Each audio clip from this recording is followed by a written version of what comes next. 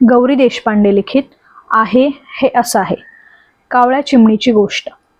एक होता कावळा. त्याचं काय झालं? या गोष्टीपुरत्या तरी त्यांच्या भूमिका बदलल्या. म्हणजे ती झाली कावळा. अगदी गोरीपान आणि नकटी असून सुद्धा वरवर बघणाऱ्याला तिच्यात कावळ्याची आत्मसंतुष्टता दिसलीही असती कदाचित, पण खरं बघता कुठल्याच पक्षाशी तिचं तसं साम्य नव्हतं. पक्षी बेदरकार आणि स्वतंत्र असतात. ते कुणाचं काही देणं घेणं लागत नाहीत. हिचं म्हणजे म्हणाल त्याचं कर्ज.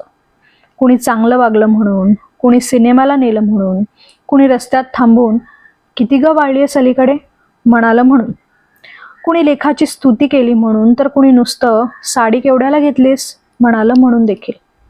करायचीच म्हटली तर तिची उंटासारख्या कुठल्या तरी गरीब, निरुपद्रवी, मुळात रानटी पण मुद्दाम माणसाळवलेल्या प्राण्याशीच तुलना करावी लागेल.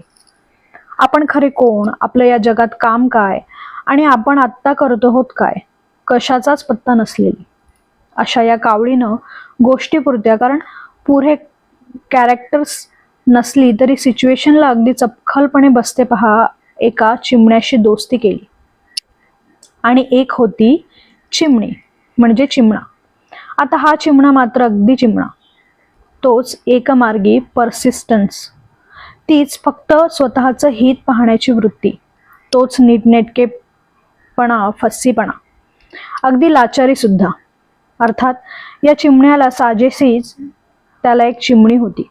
स्वार्थी, कोती, कॉकशर. आता या अनुरूप आणि सुखी जोडप्याला एकाएकी त्या कावळीवर धाड का घालावीशी वाटली हे कोडच आहे. कदाचित चिमण्याच्या लंपटपणानं त्याला स्वस्थ बसू दिलं नसेल, किंवा कदाचित खरोखरच आहे तरी काय हा वेगळा आणि चमत्कारिक प्राणी म्हणून अर्धवट कुतूहल, अर्धवट आकर्षण यांनी तो बावचळलाही असेल. केवळ एखाद्याची जाणून बुजून फसवणूक करावी म्हणून नव्हे. कावळ्याचं घर होतं शेणाचं. ते तर खरंच. शेणाचं म्हणजे ओबडधोबड किंवा घाणेरडं नव्हे, पण मूळ गोष्टीत ज्या अर्थी आहे तसंच. तकलादू, हॅफॅझर्ड. एका धक्क्यानं सुद्धा पडलं असतं नव्हे, पडलं होतंच. केलं होतंच ते मुळी रद्दी आणि तुच्छ गोष्टींनी. आणि तशात त्याला आधार जरा सुद्धा नाही. निश्चयाचा नाही, प्रेमाचा नाही, पैशाचा नाही, तत्वाचा नाही.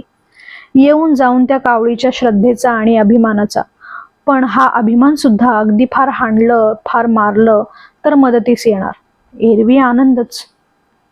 चिमणीचं घर होतं मेणाचं. याचा मात्र मला नक्की अर्थ नाही कळला. म्हणजे गोष्टीच्या दृष्टीनं ते काहीतरी पाण्यानं न विरघळणाऱ्या जिन्सेचं असावं हे योग्य. पण समजा खूप ऊन पडलं असतं, म्हणजे मग मला असं वाटतं ते कुठल्या तरी एका प्रकारच्या संकटाला तोंड देण्याइतकं मजबूत असावं. सर्वच नाही. या चिमण्याचं घर असंच. तसं काही ते मोठं भक्कम होतं अशातला भाग नाही.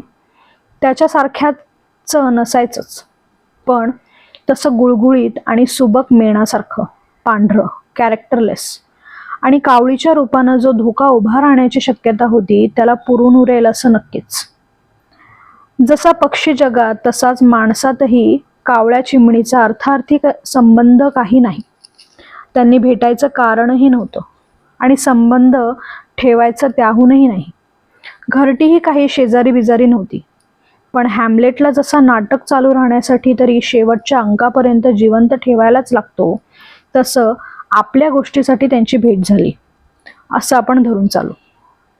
एकदा भेट झाल्यानंतर मग कावळा आणि तिचा स्वभाव प्लस चिमणा आणि त्याचा स्वभाव यातच पुढं सर्व काही आलं असं म्हणावं लागेल.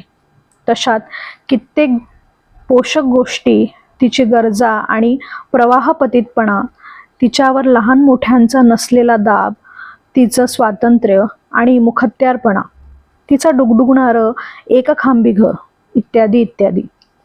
चिमण्याकडून म्हणाल तर त्याला एकाच चिमणीचा आलेला काहीसा कंटाळा, रिकामा वेळ आणि मुख्य म्हणजे कावळीचा हाती येण्याजोगेपणा. तसं काय बिघडणार होतं? परत कुणी कुणाला फसवायचा प्रश्नच नव्हता. सगळीच कशी मोठी, जाणती, हुशार आणि सोफिस्टिकेटेड. येऊन जाऊन चिमणीनं बरंच अकांड तांडव केलं.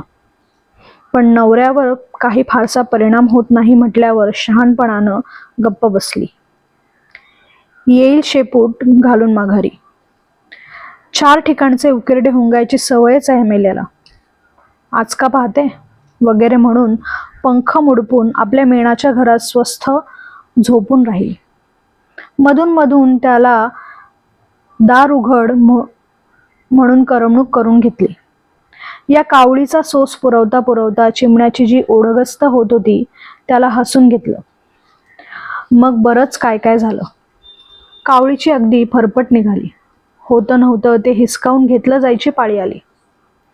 एके दिवशी काय झालं, मोठा पाऊस आला. आला म्हणजे काय, कोसळलाच. झाडं म्हणून राहिली नाहीत, आकाश म्हणून राहिलं नाही, जमीन म्हणून राहिली नाही. पड पड पडला, धो धो पडला. नोआच्या वेळी पडला ना तसा. दिवसेंदिवस, रात्रीच्या रात्री भीज भीज भिजली, कुडकुड कुडकुडली. पिल्ल घट्ट धरून उभी राहिली. पूर्वी दिसे नाही, पश्चिम दिसे नाही, पाणी. नुसता महापूर, विजा, कडकडाट. कावळ्याचं घर गेलं वाहून. घरचं काय, सगळं जगच.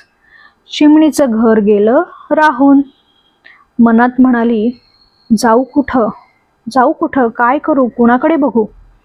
पोरं बाळं मारली काखोटीला, अभिमान ठेवला गुंडाळून.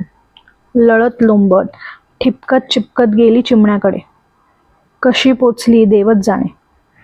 किती अंधार, किती भीती, किती लाचारी, पण गेली. तिला माहीतच नाही चिमणी आतच बसून आहे. वाटलं माझ्यासाठी जागा केली असेल मेणाच्या घरट्यात, पावसाच्या बाहेर. पण कसलं काय हो. पण कावळा गेला चिमणीकडे. चिमणीला म्हणाला, चिवताई चिवताई दार उघड. ठोठावलं, वाजवलं, रडली, ओरडली, हाका मारल्या. चिमणी म्हणाली, थांब माझ्या बाळाला न्हाऊ घालते. ही उभीच. दोघं आत. खूप हसली. चिमण्या काय कधी कावळ्यांना घरात घेतात काय. आपलं तर भागू दे, मग बघू. असेल गरज तर थांबेल. बघू 7-8 दिवसांनी. नाहीच कोणी भीक घातली तर मग बघू. आत्ता काय घाई आहे. तुला मी न मला तू. मरू दे तिला सध्या. गोष्ट पुढे पुष्कळ आहे, पण आपली संपली. कावळी शहाणी नाही, पण नाईलाजानं शिकली. पाठ फिरवून चालती झाली. हुडकून हुडकून एक झाड पाहिलं. तसं लहानच, पण मुळं पाळं तिच्यातच वाढलेलं. त्याच्या खाली ती बसली. पाऊस पिऊन ते वाढीला लागलं तशी तिच्यावर सावली वाढली, छप्पर वाढलं, व्याप वाढला. आतली मुळं वाढून भक्कम झाली. आणि एके दिवशी त्याची चिमणीशी गरज भागल्यावर चिमणा तिच्याकडे आला आणि म्हणाला, काय ग, माझ्या घरी येतेस ना. बहुधा त्याने चिमणीला माहेरी पाठवलं असावं. तेव्हा कावळी म्हणाली, पण ती दुसरीच शुक्रवारची वगैरे कहाणी.